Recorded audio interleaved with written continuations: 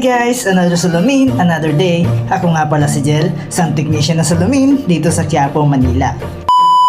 Ngayong araw, wala na muna tayong gagawin na salamin.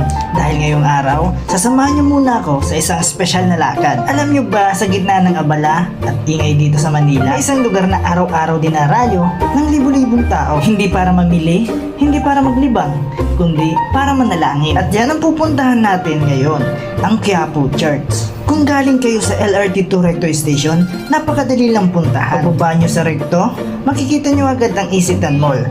Mula doon, diretsuhin nyo lang ang kalsada. Yan ang Evangelista Street. Sa dulo nyan, nandun na ang Quiapo Church. Ito ang Minor Basilica of the Black Nazarene, o mas kilala sa tawag na Quiapo Church.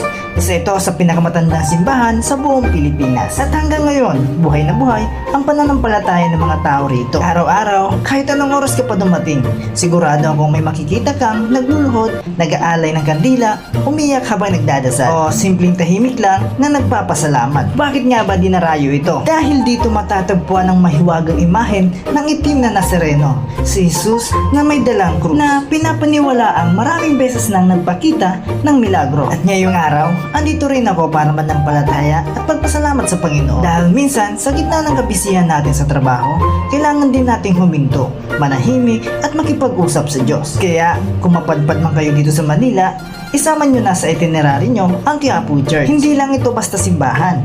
Ito ay simbolo ng pananampalataya ng mga Pilipino. Araw-araw, libo-libong tao ang pumupunta dito. Mapaumaga, tanghali o gabi, laging may misa. Dahil ang Quiapo Church ay naging sentro ng panata, paghingi ng milagro at pasasalamat. Marami sa mga deboto ay naniniwala na ang Nazareno ay nakakapagpagaling ng sakit, nakakatupad ng kahilingan at nagbibigay ng lakas sa gitna ng problema. Mula sa mga simpleng manggagawa hanggang sa mga estudyante, negosyante at kahit OFW na umuuwi ng bansa, halos lahat dito dumaraan para magpasalamat o humili. Tuwing Biyernes, tinatawag itong Quiapo Day.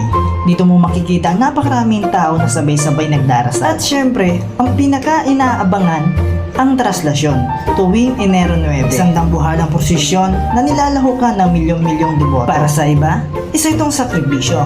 At para sa karamihan, ito ay panata. Para sa lahat, ito ay buhay na pananampalataya. Kaya kung sakaling mapadpad man kayo sa Manila, isang paalala, huwag lang kayong dumaan. Huminto kayo, pumasok sa Quiapo Church, magdasal at magpasalamat. Hindi mo kailangan maging Katoliko para ma-appreciate ang lugar na ito. Sapat na ang bukas na puso at tahimik na pagninilay. At kung ikaw ay may pinagdaraanan, baka ito na ang sign na kailangan mo lumapit, manalangin at muling maniwala. Hanggang sa susunod na video mga salamin, salamat sa pagsama sa isang araw na